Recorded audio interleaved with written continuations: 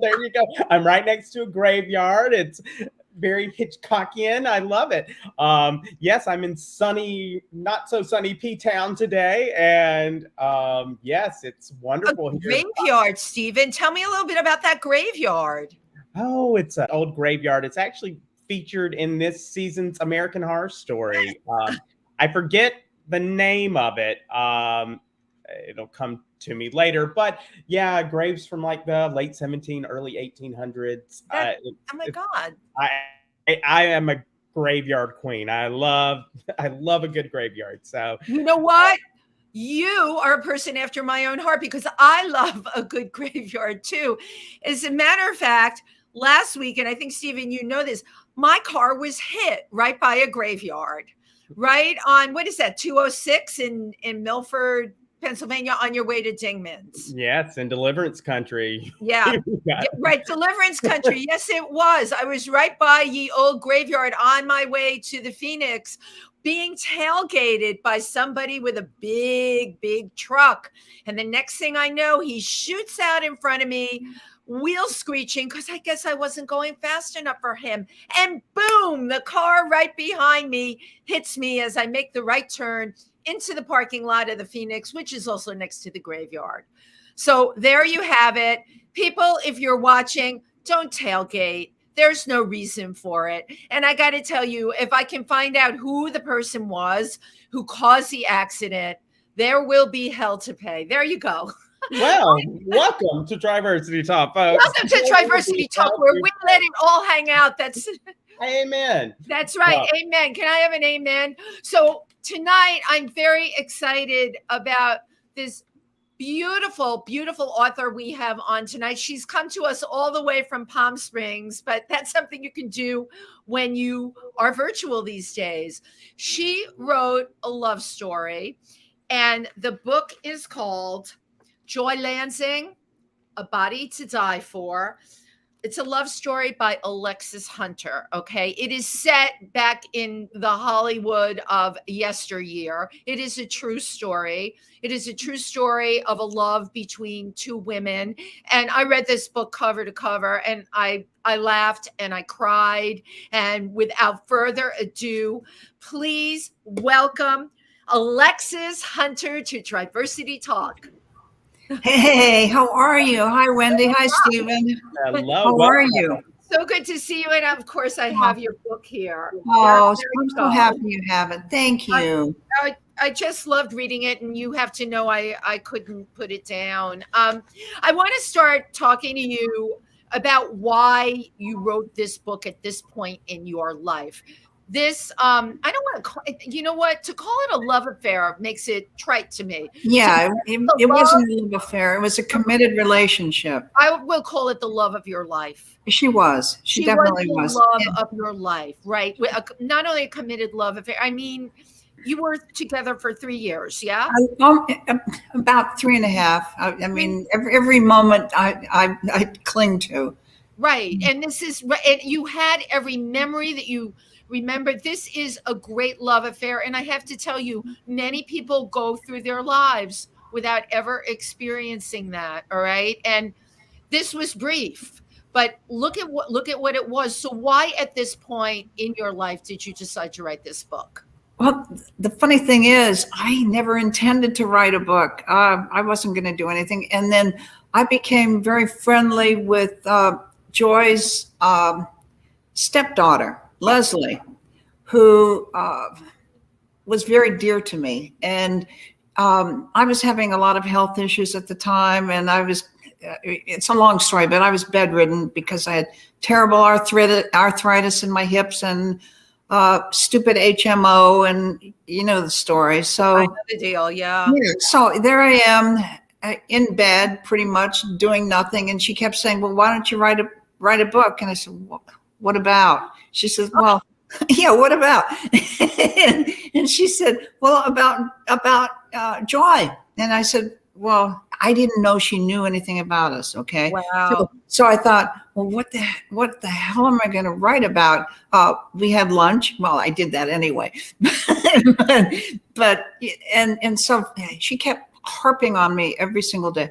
Are are you going to write the book? Are you going to write the book? Yeah, yeah, yeah. And finally, I just got so tired of hearing it. I said, okay, Leslie, do you understand my relationship with Joy? And she said, yeah, you were lovers. And I was dumbfounded. I had no idea.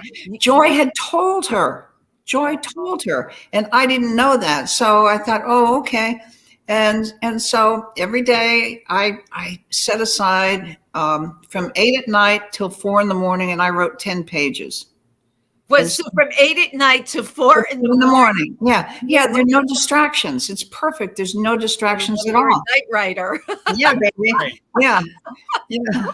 And so I would write, and I'd send her the 10 pages every day and see how she felt about it, because she has daughters in the industry, and I don't know if they, I didn't know if they knew my relationship with Joy. And so I didn't want to step on anybody's toes. Of course. And everything was fine. And so that happened. Otherwise, I never would have written the book, ever. But and you and I have talked before, and you did mention Leslie, but I didn't realize how pivotal she was, because for you, this book was so cathartic. Oh, it was. It wouldn't have happened if it weren't for Leslie. Yeah, and the trippy thing was, when you know someone's going to die, you cling to every second, and it was like engraved in my brain, and all these tapes would run all the time.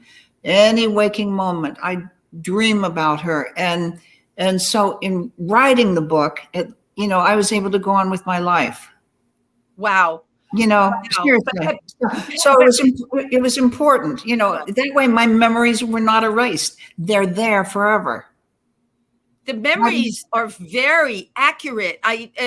How did you access that? First of all, you were so young when you met her, and you went, and it was painful. You lost her. How did you access these memories?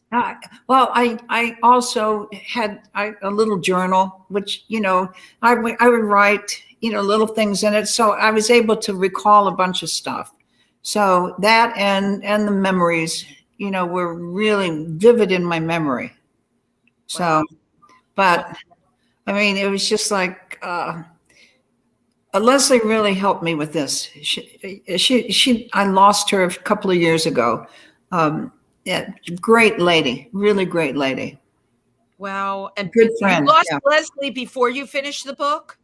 No, I lost her a few years. I finished the book in 2015. Okay, and you lost her shortly after, I would say. Yeah. Sorry. Wow.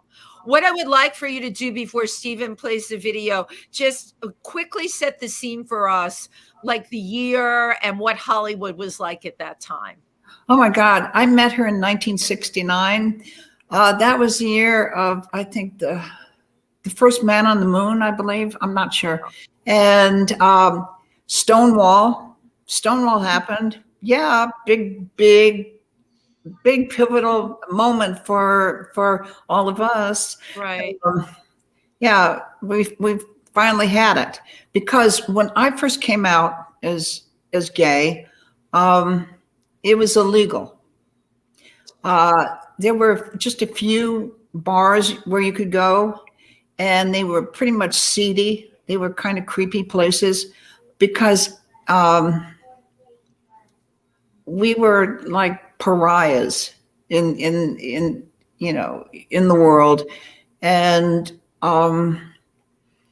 everything was no touch. I couldn't touch someone's hand. I'm not talking sexually. I'm talking just, put my hand on someone's shoulder or whatever. They could arrest you. It was no touch.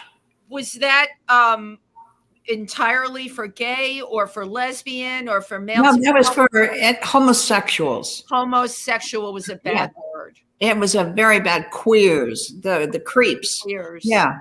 So I came out, I think probably in 1967, I think it was. I realized I was gay, and happy day. And so I was looking for other people, of the same persuasion. And I was able to find a few bars, but it was scary. And the police would raid. They'd usually pick up the pretty girls, and you know what happened, Right. Wow. Do you want to go to jail or do you want to go in the back of the car? Stephen, do you believe what Yeah. you're hearing? Wow. I mean, sadly, I do believe what I'm hearing because, I mean, we've heard these horror stories. So what would it have meant for someone's career like Joy had it come out? It would have destroyed her career. Absolutely destroyed her career. She was a sex symbol. Men adored her. I mean, she was like Monroe. She was like Jane Mansfield and Mamie Van Doren. She was the epitome of what men were looking for at that time. Right. The blonde bombshell. It would have destroyed her. So, and the thing is, she was straight when I met her. It just happened. When you meet someone on a certain level, you fall in love with the person. It's not the gender. Bless you for saying that, because that's something, I try and explain this to people. Like, for me, it's not about the LGBTQ plus. It's about who that human being is. Right. That person could be an L. That person could be a G. Sure. That person could be a T. All right. It's ever. Right. Thank you for getting that. People don't get that. Yeah. The thing is, Joy and I fell in love. It had nothing to do with sexuality. There was it was on a much higher plane. We connected on this wonderful, emotional, intellectual, loving level. And that's why it was so great. Right. I mean, it was so wonderful, absolutely wonderful. And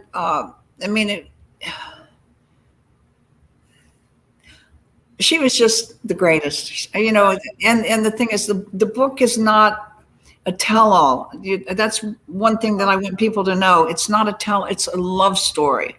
It's a story about two people meeting and falling in love, and it also, I think, will hopefully help people understand that being in a same-sex relationship is no different than being in a heterosexual or whatever relationship. Yeah, you have the same drama, the same trauma, the same ups and downs that everybody has. Exactly. Yeah, you're no different. Except I think we're in a society now, somewhat, that is, of course, much more supportive of that. We have marriage equality, although, the last 4 years, there were so many threatening bills put out there. It was really scary, but we have come light years from when you and Joy met and fell in love. Oh my God. Yeah. Things have changed, but it depends on where you live. If you're living in the South or the Midwest, it's still pretty dicey, I think. Yeah. It's getting better, but there's still a lot of resentment, and still, if they think you're straight, they have one attitude, and, they'll tell you the truth about how they really feel. If they think you're gay, then they'll, everything is lovely. We love you. Yeah. Right. I watched the documentary Pray Away a couple of weeks ago on Netflix, and it was about the ex-gay movement, and just the number of people you would see in these churches, these straight people, and just embracing this whole ex-gay philosophy. And I'm like, oh, this is really disturbing. It's like, how many people around me, if I said that I was no longer gay, would be so happy? They would be thrilled out of their minds, Stephen. Yeah, it just scares the shit out of me. And they want to pray away the gay. Good luck to you. Good luck to you. Good luck to us all. Yeah, exactly. No, it's a bunch of crap. It's ridiculous. But just being one of the really cool things, you guys, is since I'm writing the book, I've had people write to me, straight people write to me about having been having problems with their child because they found out their son or their daughter was gay, And after reading the book, someone told them about the book, and reading it, they understood. And now there's a communication and an understanding that we're no different. Their kids are no different than anybody else's kids. They just happen to love someone different. But love, I mean, like, it's the trite thing. Love is love, but it's the truth. Mm-hmm. And isn't it wonderful that your book helped do that for people? Right. I'm thrilled out of my mind. And I can't remember if I told you, Wendy, that my book was in a local high school. I didn't know that. Isn't that the coolest thing in their curriculum? And the kids were the IB kids, the smart kids, the baccalaureate kids. They were seniors, so they were, sophisticated enough to be able to read the book. And they would have to do a term paper on my book. And I would go and talk to them, and we'd do a Q&A, and nothing was, off the books. They could say anything or ask any question. And it was wonderful. Those kids were so open. And I mean, I would love to talk to more kids. I would love to do that. And it's to help stop bullying. I am so sick and tired of kids being bullied and We all are, harassed, So if anybody out there would like me to talk to the kids, I would love to. I would love it. Oh my gosh, that's great. I really wish you were in our area. Well, you never know, Wendy. You never know, and I think we could certainly use it. What I love about it is it's about this beautiful relationship, right? Mm-hmm. And it's also historical. You're telling the story and the history. You're telling LGBTQ history through what it was like for you, right? What the times were like then. And it's humbling for a lot of these kids to realize that y'all paved the way for everybody else. Right. We were talking, you were saying back in those days, they used the word queer, very derogatory. Yeah. It was an ugly word. Right. And when I grew up, queer, you called someone a queer, it was an ugly word. But now so many people it's a positive word, identifying as queer. And a lot of the people in their 20s, they identify as queer. It's a positive thing. It's good. Sure.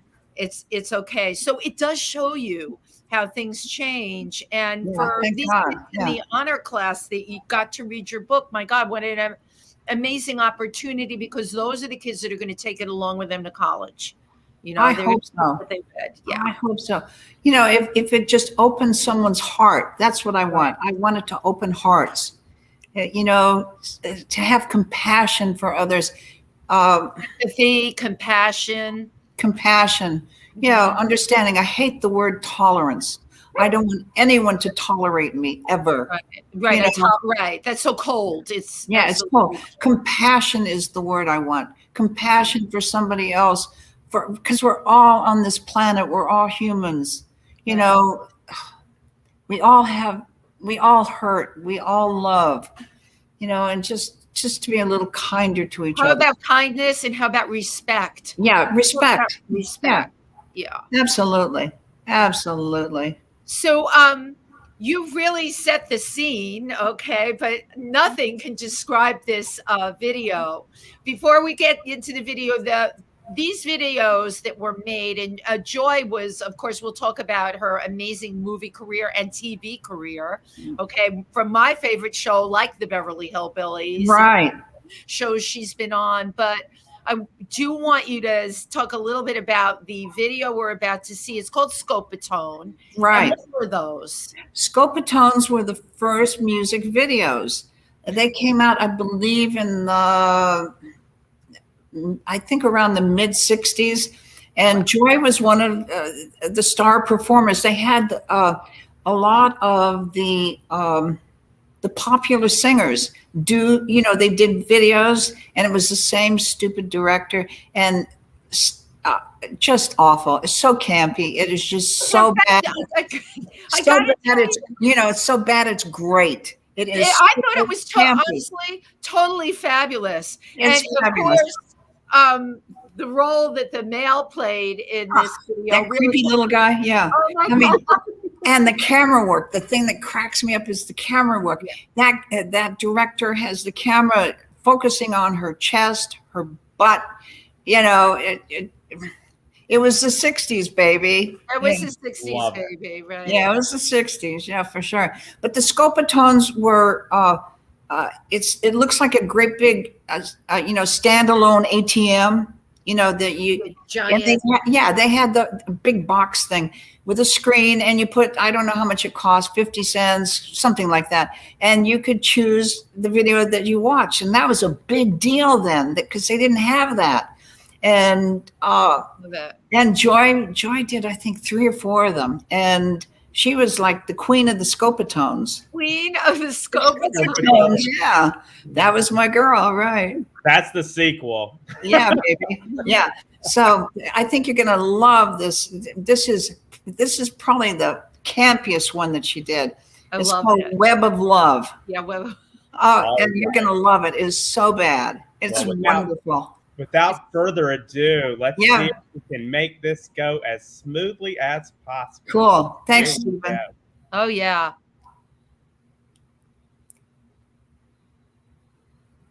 Scopatones. Okay. Okay. I was a big game hunter who held a poison dart. I was game and you took aim and struck me through my heart. Now I'm trapped in the web of love. Trapped in the web of love. Trapped, I'm trapped. Trapped in the web of love. Love the big witch doctor who stirred a brew for me. I took sips from your sweet lips and now I can't get free. 'Cause I'm trapped in the web of love. Trapped in the web of love. I'm just trapped. Trapped in the web of love. Like a bird in a cage, flapping his wings in a rage. I can't fly away. Clip my wings and I've got to stay. Love the big black cobra that reared its head. I got hung with honey tongue. Wish that I were dead. Now I'm trapped in the web of love. Trapped in the web of love. Trapped, I'm trapped. Trapped in the web of love.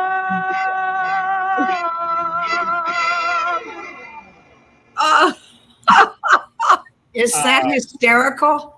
That is fantastic. Alexis, actually, it's really fantastic. I'm surprised like nobody, even in the bars, has picked up on these films. That, I'm sorry, it's totally fabulous on so many levels and so politically incorrect on so bad. It's great. I don't even know where to start, Especially, I kept forgetting about the little snake action. You've got the snake action. You've got the guy in the grass skirt. You've got a guy that's supposed to be a native guy painted. It looks like in blackface. There's so many. It's so bad. It's so bad awful about that video, but it really talks about what it was like during those times and how they saw people and women. Yeah. Objectified, absolutely objectified. Right, absolutely objectified. What did you think of the video, Stephen? Look at your face. I mean, sometimes I don't watch the whole thing in advance just so you can actually see my expression. And when Joi shows up in the birdcage with is that hysterical? I was like, oh my God. It's so funny. It's right. Joy and the Birdcage. Just like, what kind of mind would put that together? You really, It's so awful. you really have to ask yourself that. So I want to go back a little bit in the history. I want to talk about how you met, because that's quite a story. Oh God, it's so funny. I was very friendly with a woman by the name of Alicia Brevard, and TriVersity would probably be very much aware of her. She was one of the first transgender women in this country. I think the doctor who did her surgery was the same one who did Jorgensen, Christine Jorgensen. Christine Jorgensen, of course. Yeah.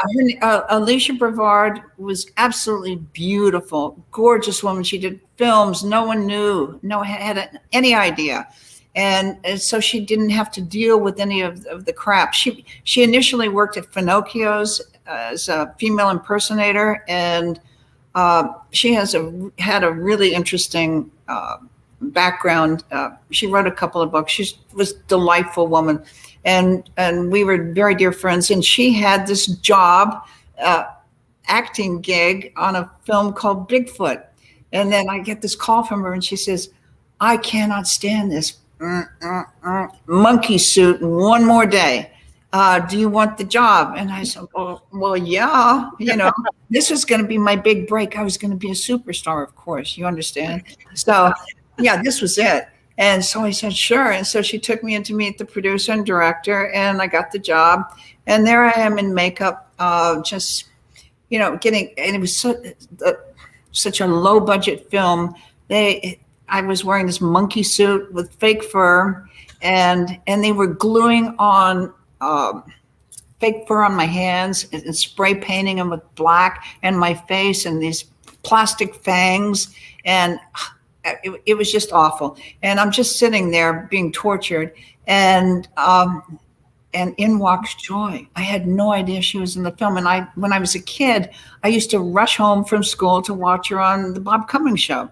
I was just totally enthralled with her.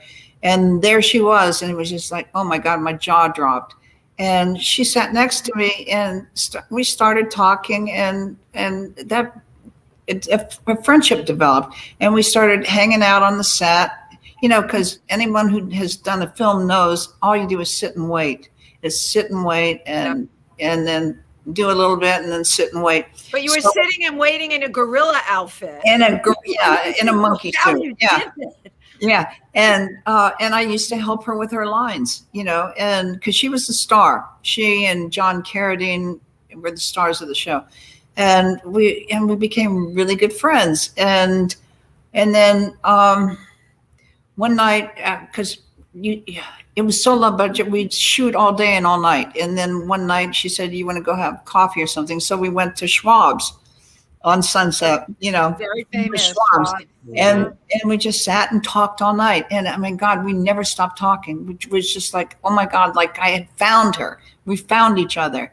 And we just talked, and we became closer and closer. And then I had this one gig.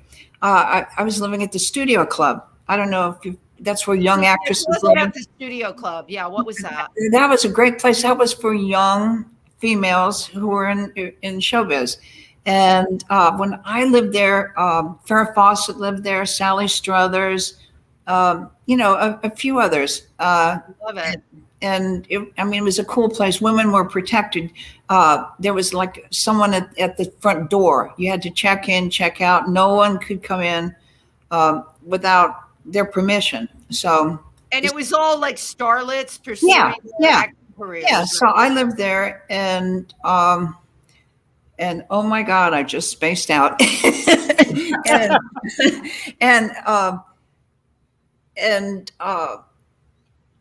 Oh my God! So you were living at the Studio Club, and at this point, you and Joy had this magical. Yeah, and so one of my friends had a gig working as a go-go dancer, a bikini go-go dancer at this dive in LA, and she couldn't make it. she wanted to go to a birthday party or something. And so she said, do you want the gig? I said, sure. So I called Joi and told her, and Joi was having an affair with Sid Caesar at the time. Wow. And I said, I invited her and Sid to come and see me, because why not? And so there I am on this platform, go-go dancing in this little bikini, and in walks Joi, all dolled out. I mean, just so freaking gorgeous. And she comes in, she came in alone, and she came in and sat just below me, and I remember it so vividly. They started playing My Girl, The Temptations' My Girl. And yeah. And I was just looking at her and looking at, and then she, after the song finished, she goes like this, and she whispers, you don't belong here. Let's get out of here. So I just said adios and left. And then we went over to her place, and we were just sitting by the fake fire. She had this really cool apartment, and that was really in at the time. That was really hot stuff to have a fake fireplace. I have one in the city. Good for you. I plug the logs in, they light up. Isn't that great? And so we were just lying by the fire, and I knew I was gay. I'd had not a relationship, an encounter, and I knew that's who I was, and I was not going to do anything to blow this. I would never have come on to her ever in a million years. I just wanted to be around her. And suddenly she leans over and kisses me. I mean, I was shocked, absolutely, totally shocked. And well, I never left. I was there until she died. Wow. Yeah. So, I mean, this is a fairy tale, absolute fairy tale. It really is a fairy tale. Well, so, did the two of you, Stephen, what were you going to say? I was going to say, when did Alexis Hunter become Rachel Lansing? When I was with Joi, I had to pretend to be her sister because we had to protect her reputation. And we were both blonde, both same color eyes, gorgeous, and both gorgeous. We could pull it off. Thank you. You're so sweet. Then we could pull it off. So one time she brought me over to see her friend Joey Bishop, and she whispered, probably told him what was going on. And he said, well, you look like a Rachel. You should be Rachel Lansing. So from that point on, I was Rachel Lansing. And so Joy's little sister. I was her baby sister. And I still had that name until she died. And then after she died, I went back to my old life. And so Rachel sort of died. Rachel died with Joi, actually. And now I use the name Rachel Lansing on Facebook because the Alexis Hunter was hacked and sending out terrible porn. So I had to get changed. Yeah, I mean, terrible, not good porn, but terrible porn. Bad porn, right? Bad porn. And so I got dumped. So I had to come up with a name so that I had almost 5,000 friends. And so I had to come up with a name that people might recognize. So anyone who'd read the book would know that was me. So the Rachel Lansing still is on Facebook, but wow. But otherwise, no. But Rachel died with Joi. So.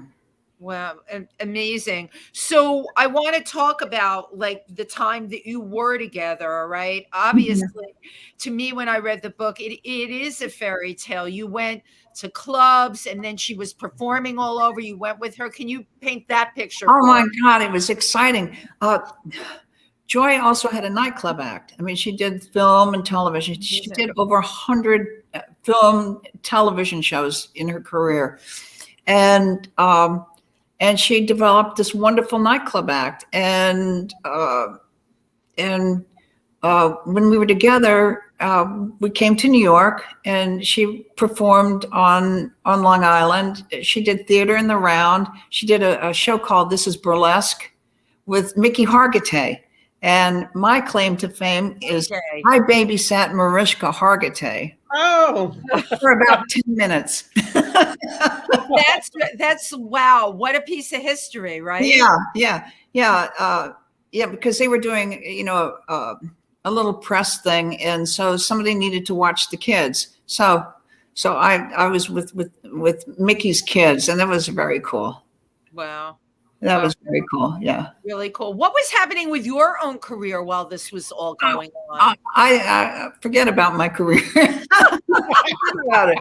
I was in love, baby. You were in love. I know. I was in love. You were in love. You were young, in love. What else? Yeah, I was 21 years old, and this was the bomb. And I mean, we were in New York. And she was performing there, and then she got a gig in Vegas. Come blow your horn at the Thunderbird. And so we were in Vegas, and I met some of the coolest people. I mean, Elvis kissed me, baby. You were kissed by Elvis. Yeah. Wow. Is that cool? I'm gonna put that in the bio. Yeah, I was kissed by Elvis. So wow. Yeah, I met him. I met James Brown, Anthony Newley, a lot of the biggies. All the biggies. Frank Sinatra, Lawrence, Edie Gourmet, all those wonderful performers. All the biggies. How amazing to be in your 20s, because we've all been there, and to have that existence, absolutely incredible. Oh, no wonder you stopped auditioning. Yeah. Life was just too fabulous. Yeah. But then, as you wrote in the book, what started to happen with her health? She started to deteriorate health. Yeah, she started. Well, we were together about a year, and she started to have pain, and then she had like a small little pinpoint lesion on her nose, and it would start bleeding. And so we went to an internist in LA. We had come back, and because she wasn't feeling well, and he didn't like what he saw, and he said, I want you to talk to one of my buddies down the hall. And we went there, and he examined her for like an hour. And this is probably one of the worst days of my life. He came out and he said, "I'm sorry, she's dying." He said, from this, like, well, she had a tumor, an ovarian tumor, the size of a football. And you didn't know. Wow. He palpated it. He said it's spread throughout her body. They might be able to remove the tumor, but and it was just like, oh my God. And so we were able to find a doctor, a surgeon in Santa Monica, who removed the tumor, and he came out and he said, we removed the tumor, but I sewed her right up. There's nothing I can do. We can try chemo, but there's nothing. There's nothing I can do. And prior to this time, she was getting silicone shots. When did she first start using silicone? She had silicone. She was involved with Sinatra. They had a big affair for a year or so. And she and Sinatra went and had silicone injections. He had it in his face. That's why his face was so lumpy toward the end. Right. Yeah. Yeah. He had all the silicone injections, and Joy had it in her breasts. And when we were in New York, she had one of her breasts was starting to get real hard and misshapen. And we went to a doctor there, and they didn't know what it was, and he started injecting her with cortisone, which was the worst thing he could have done. And prior to that, one thing that led to her demise is one time she went to a doctor, and she's a buddy of hers, and said, I don't want to grow old. I can't grow old in this business. I can't, because she was just turning 40 at that time. And so he said, well, I'll give you estrogen. And this was when she was in her 30s. And she was taking Premarin all those years. Oh my God. And her body was producing plenty of estrogen. So in your 30s, absolutely. Oh my God, yes. So she had the Premarin, and then the silicone and the stupidity of doctors. She was having problems. We went to doctors, and all they wanted to do is hold on, and they bring their buddies in just to meet her. They weren't concerned about what was wrong with her, and I mean, it was awful. It was just one thing after the other. It was a perfect storm, It's just like,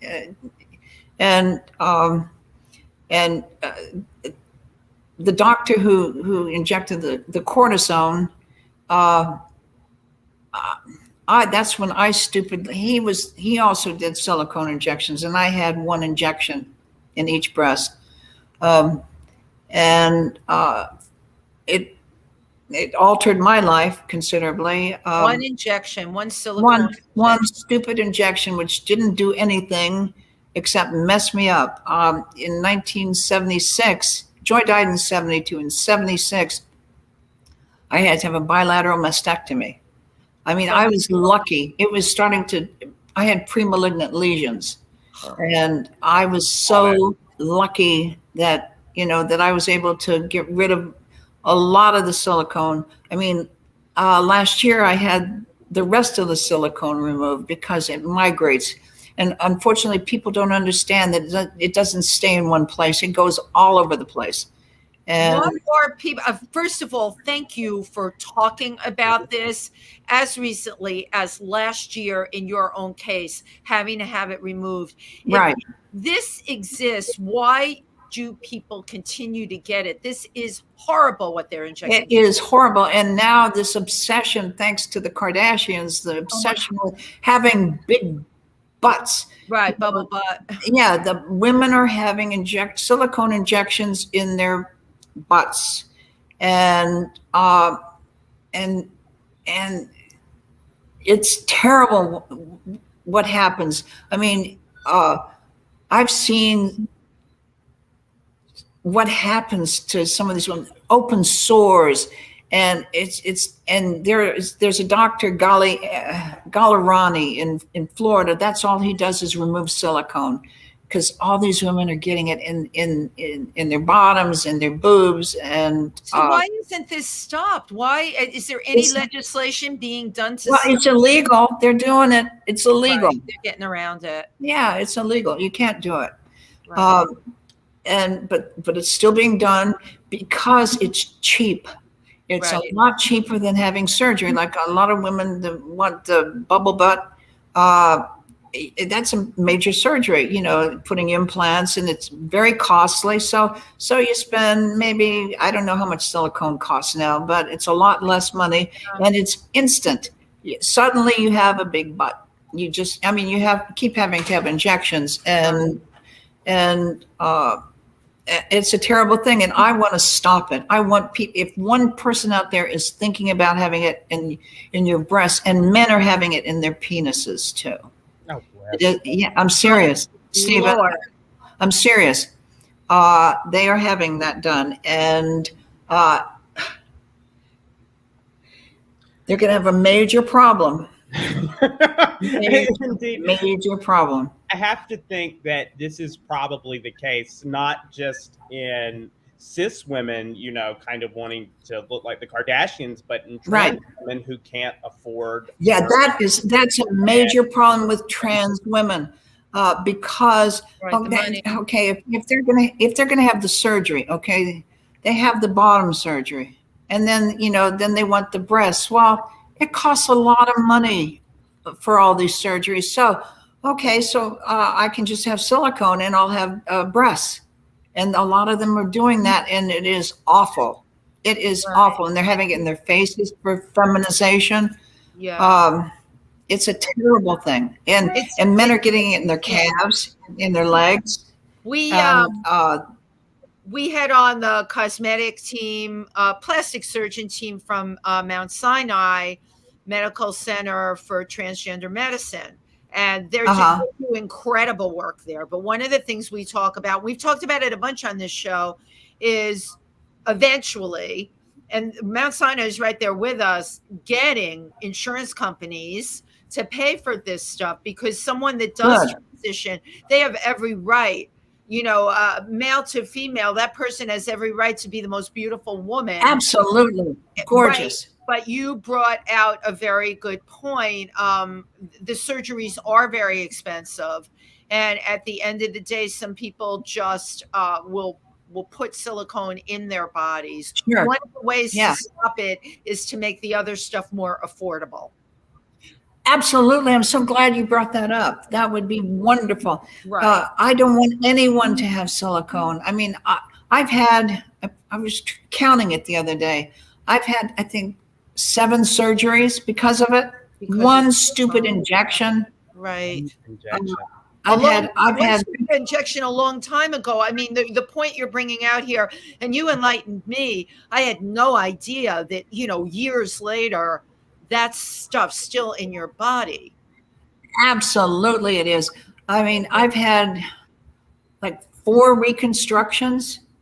Wow. 4 of them. And they've all gone south. I've always had one problem after the other. And I finally said, forget it. Just forget it. I don't need this grief in my life. But I still had the silicone. Right. Still had it. And I mean, it was floating around.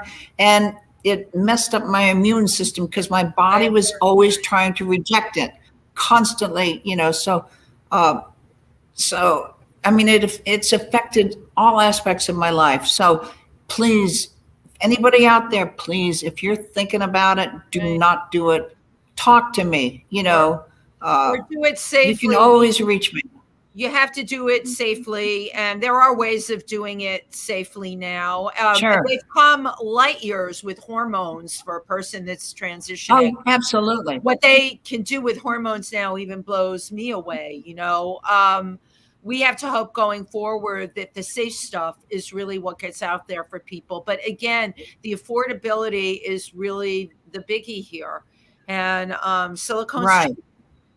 Alex, we got to make it affordable. Yeah. Yes. Question for you. I mean, when Joy and when you got your silicone injections and throughout the 60s and 70s, was it known about the harms? When did it come out that silicone was doing this damage?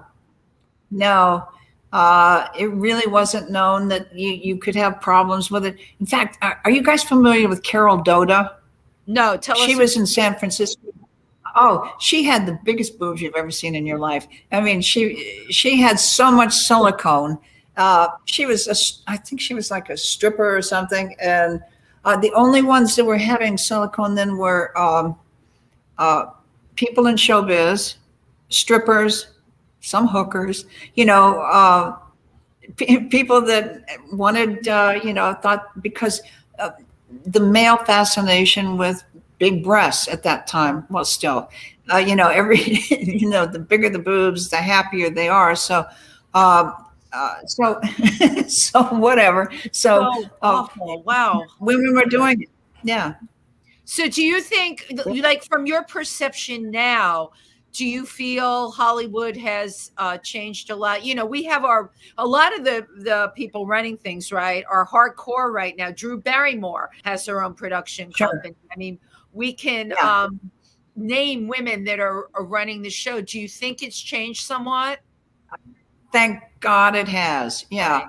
It's better. The Weinsteins and the creeps. I mean, I dealt with it, and I was nobody. I'd go on an audition or something, and suddenly it's okay, you want to come to my place, or how about in the office? It's just fine here. It was transactional. If you want the job, you gotta make me happy. Right. Yeah, you got to do what you got to do. And thankfully, women are starting to reject it and just say, "There's no way. There's no way."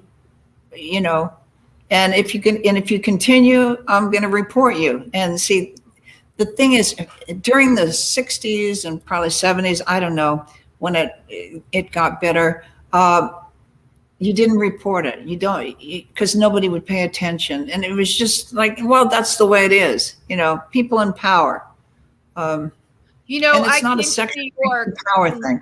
In the late 70s, to model and act. And there was a notorious guy, and I wrote about him in my book. I changed his name, but I have no issues saying his name here tonight because he's probably gone. His name was Gene Coogan, and this was the thing. If you were sent up to his office for a role in the film, and I joked about in my book, he was 300 pounds, and I don't think he had any legs because he was so big. Oh my God. I couldn't see anything underneath that Gross. desk. And he was the classic definition of a pig, like Harvey Weinstein, right? Sure. But I remember being sent up there, and I was very green. And, he told me about all the roles he was going to give me and films and everything. And I'm like, oh, that's really great. Do you want my 8x10? You know what I'm saying, Alexis, you've been there. You have your little 8x10. Oh, yeah.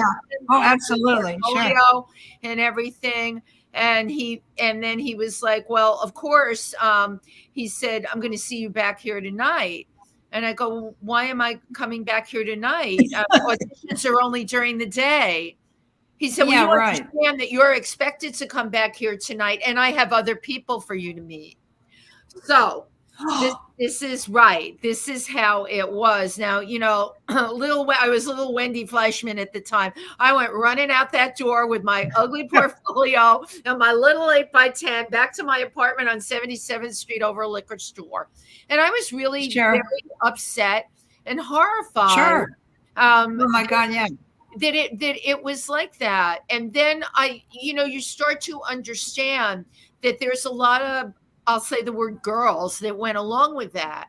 It is only, and Stephen, I'll say it, because of the Me Too thing, thank God the Epsteins and the Weinsteins and all of them really got exposed.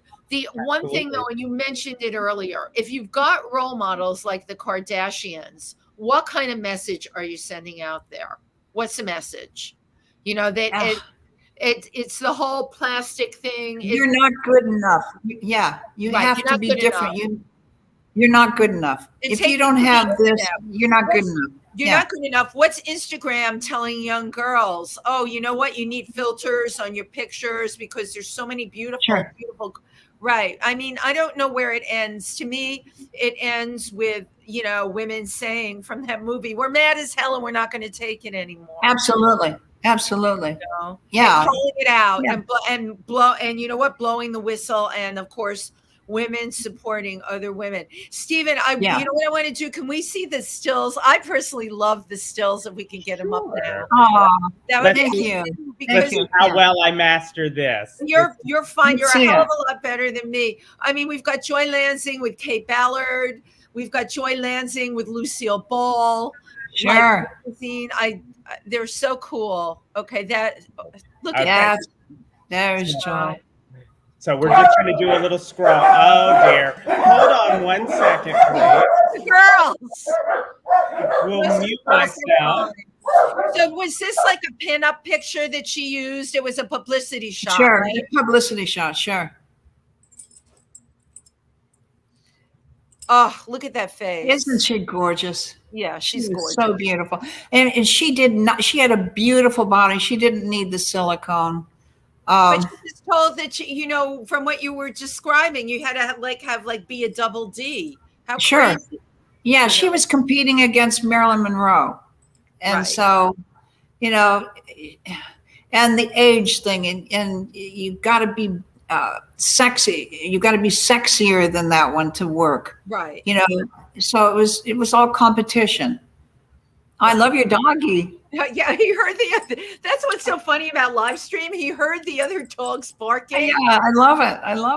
Oh, your puppy's so wonderful. What's your puppy's name? Nugget, because he's a little nugget. Oh.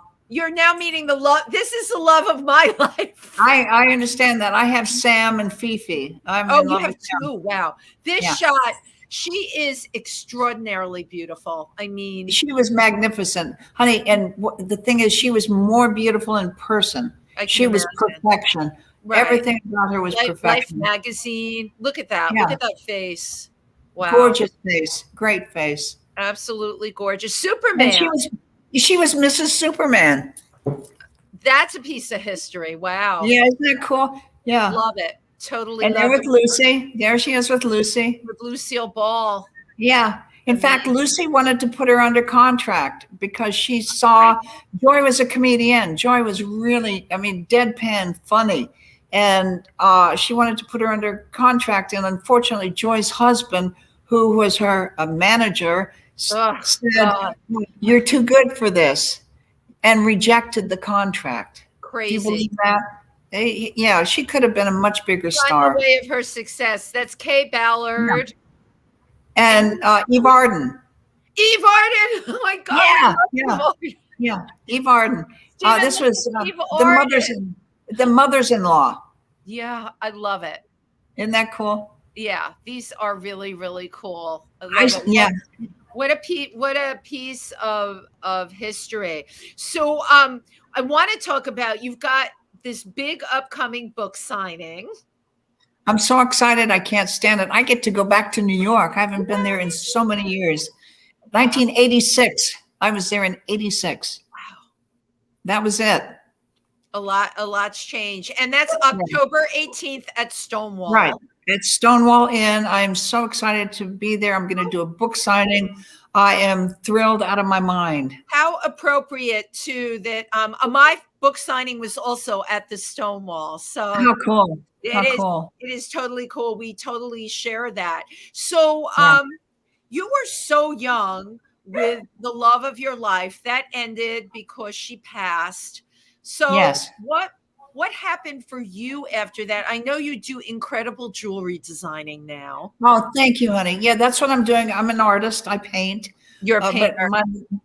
The main thing that I'm doing now is my jewelry. I love it's my passion. Your beautiful necklace up to the camera so people can see it. Yeah. Oh, that's gorgeous. Isn't it cool? Turquoise. Thank you. Silver. Tell me what's on there. Oh, there's turquoise. There's copper. There's sea glass. There's all sorts of things. Rose quartz, citrine.